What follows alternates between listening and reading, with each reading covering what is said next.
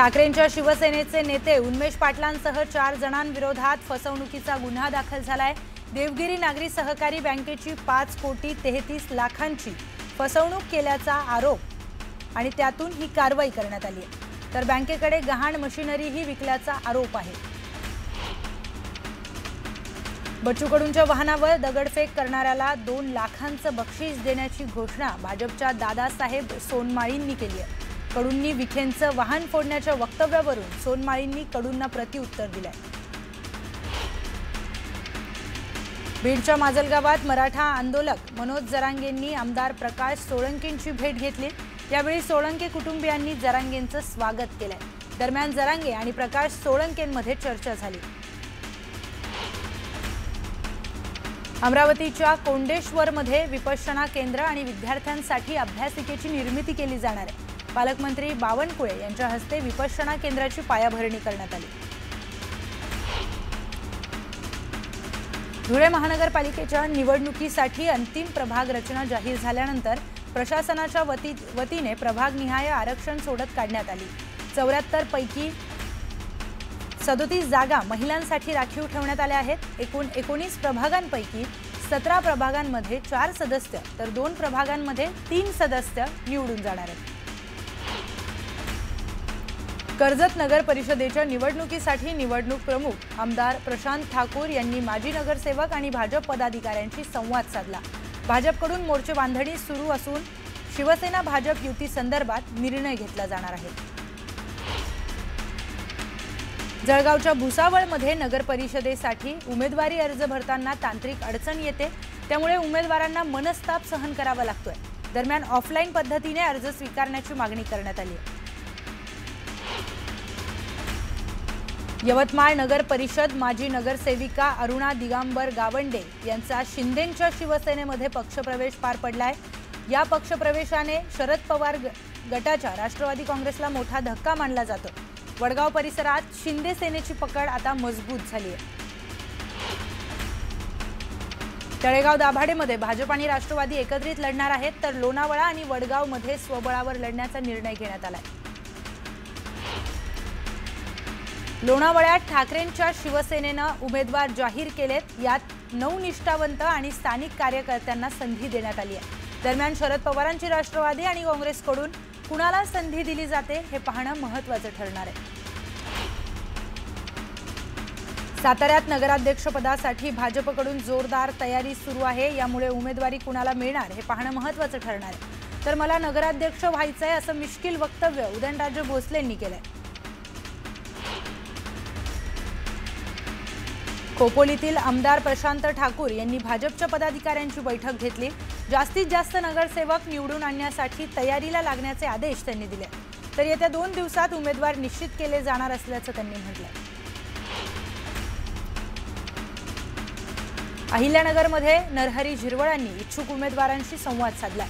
सर्वच ठिकाणी तयारी सुरू असल्यानं झिरवळांनी म्हटलंय, तर अंतिम निर्णय वरिष्ठ घेणार असं देखील ते म्हणाले। हिंगोलीच्या तिन्ही नगर परिषदेसाठी 13 आणि 14 तारखेला शिवसेनेचे उमेदवार भरले जाणार आहेत। आमदार संतोष बांगर यांनी ही माहिती दिली। सोलापूर महापालिकेसाठी राष्ट्रवादीकडून जोरदार तयारी करण्यात येते। सोलापूर महानगरपालिकेमध्ये अब की बार 50 पार असा नारा राष्ट्रवादीकडून देण्यात आलाय। परभणीमध्ये ट्रॅक्टरमधून क्षमतेपेक्षा जास्त ऊसाची वाहतूक केली जात असल्याचं समोर आलंय। ऊस वाहतूक करणारे ट्रॅक्टर चालक ऊस वाहतूक करताना स्टंटबाजी करतात। यामुळे मोठा अपघात होण्याची देखील शक्यता आहे। त्यामुळे पोलीस प्रशासनाने याकडे लक्ष देण्याची मागणी स्थानिकांनी केली आहे। कोल्हापुरातील नागाळा पार्क इथे बिबट्याने पोलिसांवर हल्ला केल्याची घटना घडली आहे। सोमवारी रात्री मेरीवेदर ग्राउंड या ठिकाणी काही वाहनधारकांना हा बिबट्या दिसला होता। पोलिसांवर बिबट्याने हल्ला केल्याने परिसरामध्ये खळबळ उडाली। साताऱ्यातील जोशी विहीर येथे दुसरी राज्यस्तरीय दांडपट्टा अजिंक्यपद क्रीडा स्पर्धा पार पडली। रक्षक प्रतिष्ठान, महाराष्ट्र राज्य आणि स्पोर्ट्स दांडपट्टा असोसिएशन सातारा यांच्या संयुक्त विद्यमाने ही स्पर्धा आयोजित करण्यात आली होती। सातारकरांनी या स्पर्धेला उत्स्फूर्त प्रतिसाद दिला। जळगाव जिल्ह्यात थंडीच्या कडाक्याला सुरुवात झाली आहे। जळगाव जिल्ह्याचं तापमान 10 अंशाखाली गेल्यानं पहाटेच्या सुमारास दाट धुक्याची चादर पसरली आहे। जळगावमध्ये गेल्या 3 दिवसांपासून थंडीचा कडाका वाढला असून तापमान 10 अंशाच्या खाली गेले आहे। मध्य प्रदेश आणि राजस्थानमधून येणाऱ्या थंड हवेच्या प्रवाहामुळे थंडीची तीव्रता वाढते आहे, तर येत्या काही दिवसांमध्ये तापमान आणखी घसरून 8 अंश सेल्सिअस पर्यंत पोहोचण्याचा अंदाज हवामान विभागाने वर्तवला। गोंदिया जिल्ह्यात 3-4 दिवसांपासून थंडीचा जोर हा चांगलाच वाढलाय। जिल्ह्याच्या तापमानात घसरण झाली असून 10.4 अंश सेल्सिअस इतक्या तापमानाची नोंद करण्यात आली आहे। थंडीचा जोर वाढल्याने नागरिकांनी काळजी घेण्याचं आवाहन आरोग्य विभागाच्या वतीने करण्यात आलंय। बीडच्या आष्टी तालुक्यातील सावतानगर भागामध्ये वाळू माफियांनी धुडगूस घातलाय। वाळू माफियांनी शेतकऱ्याच्या घरावर हल्ला केला असून 4 चाकी गाडीची तोडफोड केली आहे। या प्रकरणी 7 आरोपींविरोधात गुन्हा दाखल करण्यात आला। पुण्याच्या लोणी काळभोरमध्ये गावठी दारू विक्री करणाऱ्यांवर कारवाई करण्यात आली आहे। यावेळी पोलिसांनी संपूर्ण मुद्देमाल जप्त केलाय, तर एकाला पोलिसांनी ताब्यात घेतलाय। बार्शी तालुक्यात बस वेळेवर येत नसल्यानं विद्यार्थ्यांना नाहक त्रास सहन करावा लागतोय। बार्शी ते खडकोणी दरम्यान बस वेळेवर धावत नसल्यानं विद्यार्थ्यांचं नाहक नुकसान होत आहे। तातडीने बस सेवा नियमित वेळेमध्ये सुरू करण्याची मागणी करण्यात आली आहे।